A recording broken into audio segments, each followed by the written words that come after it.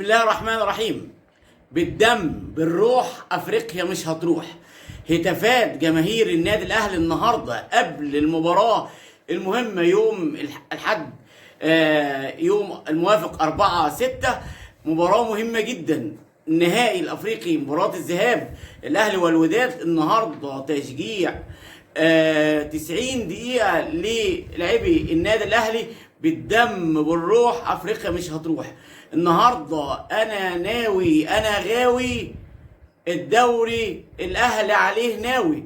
النهارده النادي الاهلي عمل كل حاجه في الكوره، عمل النهارده اسيستات، عمل متابعات. النهارده مارسيل كولر النهارده بيثبت للجميع انه مدرب كفء ويستحق فعلا، زي ما قلت لحضراتكم قبل كده، ان هو بالفعل افضل مدرب جه النادي الاهلي بعد مانويل جوزيه هو مارسيل كولر، 6 أو 7. لكن النهارده اكتفى النادي الاهلي بهدف وحيد لحسين الشحات، وهدف عالمي النهارده لحسين الشحات. هو ده ماركة حسين الشحات الجديد العائد لمستواه بقوة الصاروخ. حسين الشحات النهارده عمل كل حاجة ممكن تعمل في الكورة، وكان ختامها مسك. هو هدف المباراة ليفوز النادي الاهلي النهارده 1-0 على سيراميكا كليوباترا مع الرأفة.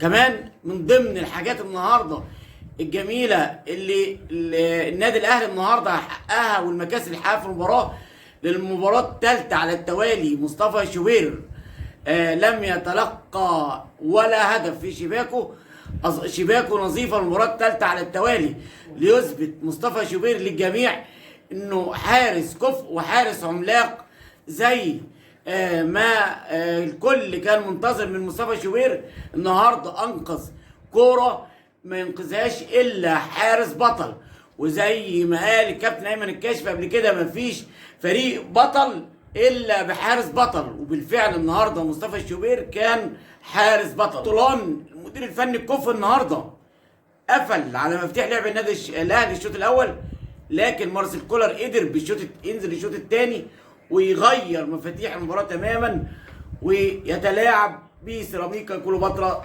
للشوط الثاني.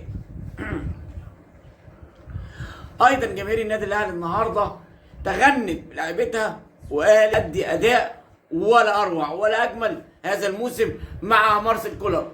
تغيير تام في خطط اللعب، في التكتكس، في تغيير اللاعبين في مراكزهم اثناء المباراه، حتى في تغيير مارسيل كولر لما بيجي يغير الشوط الثاني بيحصل فيه تغيير في الملعب، بيحصل تغيير تام في ارضيه الملعب.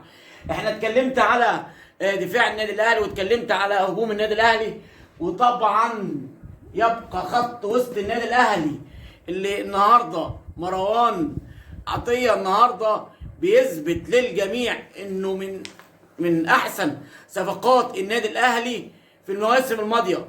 ايضا كمان عوده النهارده عمرو السوليه بقوه الصاروخ النهارده في المباراه، إليو ديانج.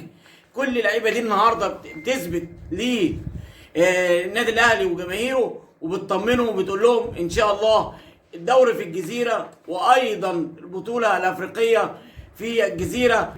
الاشاعات سلامه حمدي فتحي وايضا محمد الشناوي النهارده الاثنين شاركوا في التمرينات مع مين؟ مع اكرم توفيق وكريم فهمنا على قنواتنا على السوشيال ميديا، فيسبوك واليوتيوب وتيك توك. شكرا لحضراتكم على حسن الاستماع، والسلام عليكم ورحمه الله وبركاته.